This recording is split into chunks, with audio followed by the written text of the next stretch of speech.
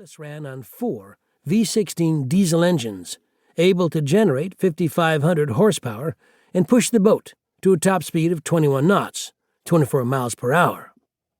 2 auxiliary generators and 4 electric motors could produce 2,740 horsepower while submerged. These, driven by 2 massive 126-cell batteries maintained by McLeese and his fellow electricians. At 2-knot speed, Squalus could operate up to 48 hours on battery power. At full 8.75 knots submerged speed, these batteries would be depleted in just over an hour. McLeese could hear the high-pressure air system as men in the control room tried to expel water ballast to bring Squalus back to the surface, but she continued to settle stern first. It was a losing battle, he remembered. McLeese and others struggled to maintain footing against the sharp up angle until his submarine nestled upright on the ocean floor.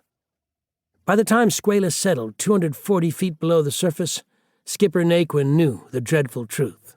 He took the phones and mouthpiece from Talker Cooney, but his calls to the after-engine rooms and after-torpedo room went unanswered.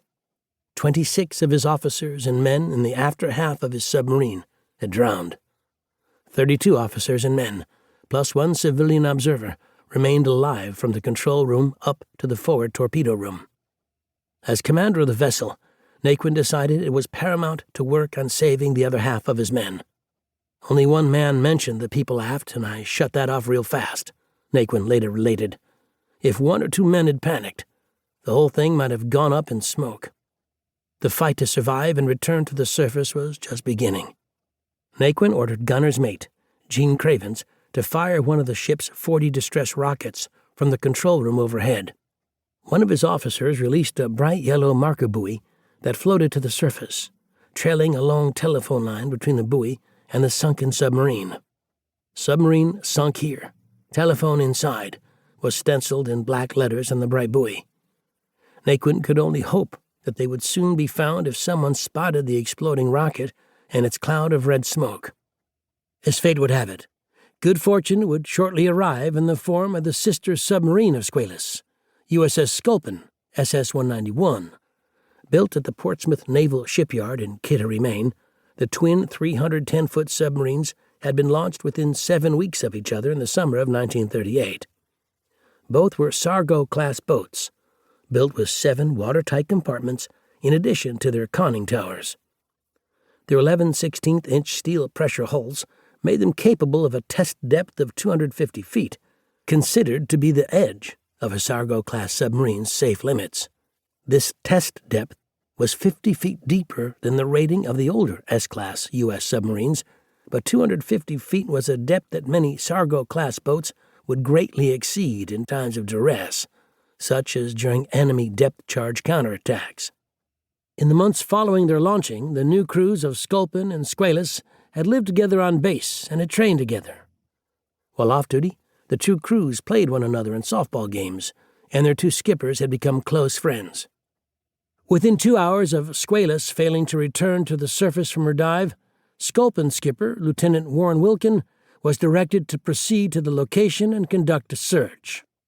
Around 12:45, as Sculpin neared the site, one of her officers spotted a distress rocket fired from the sunken vessel.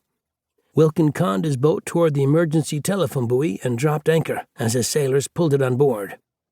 In Squalus's forward torpedo room, Lenny de Medeiros, a muscular torpedo man 3rd class, TM3C of Portuguese descent, had closed the watertight door to his compartment once his submarine began flooding. During the hours that followed, he worried about the fate of 2 of his close friends, electricians mates Lloyd Mannis and Jerry McLeese. De Medeiros spent the next hours standing watch on the marker buoy telephone line. He and others had raised spirits as they heard the propellers of Sculpin arrive, 243 feet overhead, and halt. Lieutenant Wilkin took the emergency phone and made a call. De Medeiros heard his voice clearly. "Hello, Squalus, this is Sculpin. What's your trouble?"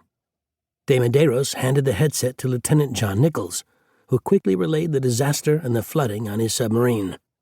Nichols then handed the headset to his skipper, Oliver Naquin, so he could speak with his fellow commander, Wilkin. "Hello, Wilkie," he greeted him. Naquin quickly stated that he believed a rescue diver could